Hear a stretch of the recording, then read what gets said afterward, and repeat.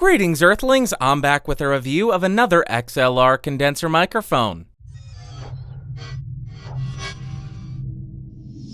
So today we're looking at this guy, the Shure PGA27 large diaphragm condenser microphone. If you do want to pick this guy up, it will set you back around $200 currently, and like always, I'll throw some links down below. And for this review, we're connected to the 2i2 2nd gen with the input gain set at around 11 o'clock. Not going to do any post-processing, but I will likely boost it in post, so check the doobly-doo to see what I did. Now let's talk about what comes in the box. First up, everything comes in this really nice leather padded carrying case. Then you obviously do get the microphone. You get a nice plastic shock mount, which does have a 5/8 to 3/8 inch microphone stand adapter. You do get some documentation. And I thought we were done with these things, but you get a dang sticker. So as far as the build quality, just like every other Shure microphone, this thing feels absolutely awesome. It has an all-metal body as well as a very sturdy metal mesh grill that you can't squeeze at all. It also has a really nice weight to it. Around the rear of the microphone, you will find a -15 decibel pad as well as a high-pass filter in case you want to curb some of that proximity effect. As far as the specs, this thing has a cardioid polar pattern, a frequency response of 20 Hz to 20 kHz, a sensitivity of around -35 decibels, an impedance of 115 ohms, a max SPL of 130 decibels, and a phantom power requirement of plus 48 volts. Okay, we're back right on top of the microphone in the microphone's neutral mode. Still in the same position, but now I've initialized the high-pass filter on this thing to show you how it sounds. Okay, so right now I'm speaking into the front of the PGA27, moving around to 90 degrees to show you the off-axis coloration. We'll continue around the microphone to 180 degrees to show you the rear rejection and coloration. Continuing back around to 90, and then we will continue and end at 0 degrees. Now I'm typing on a keyboard with Cherry MX Blues to see how much of my voice versus how much of the keyboard it picks up. Now I'm right on top of the microphone to show you the proximity effect. About 3 inches away from the microphone with the Stedman Pro Screen 101. 1 foot away from the microphone, 2 feet away from the microphone, and about 4 feet away from the microphone.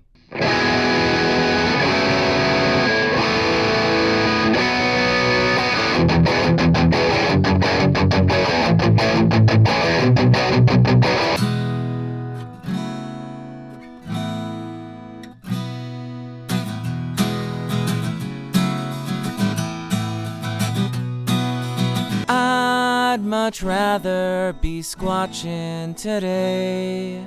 I'd much rather be squatching my days away.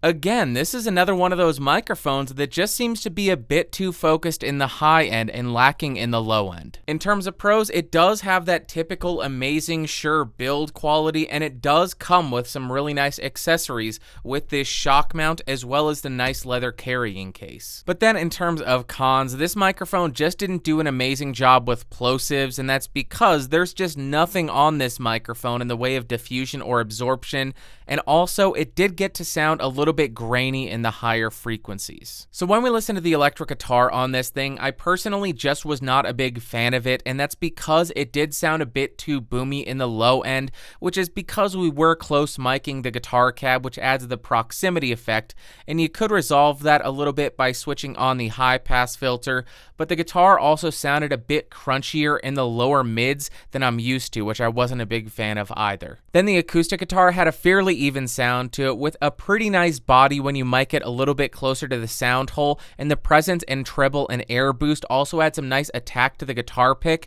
but it definitely wasn't the fullest tone out there. So if you're looking for a microphone to get that really beefy and full acoustic tone, this isn't going to cut it. And then for singing, it did lack a little bit too much in the lower frequencies, leading the microphone to sound a bit too top heavy, but if you do get right on top of the microphone and stay there within a couple of inches, you can get a really nice forward sound for your voice.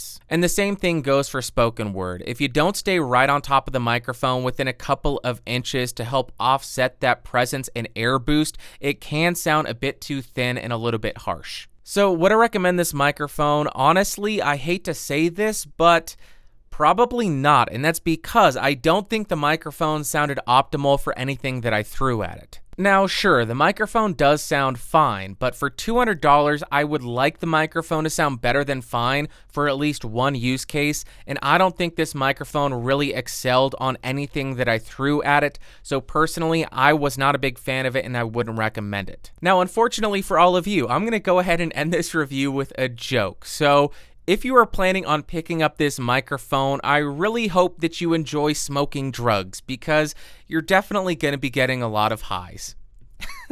I really am sorry about that. You can unsubscribe now, but if you got anything out of this video, go to give me a thumbs up. If you hated it, thumbs down. Want to influence what I review? geeksrising.com/podcast. Go cast a vote there. Want more videos like this? Logo beneath me. Check out the Discord server, link in the description, and I will see you all later. Thanks for watching.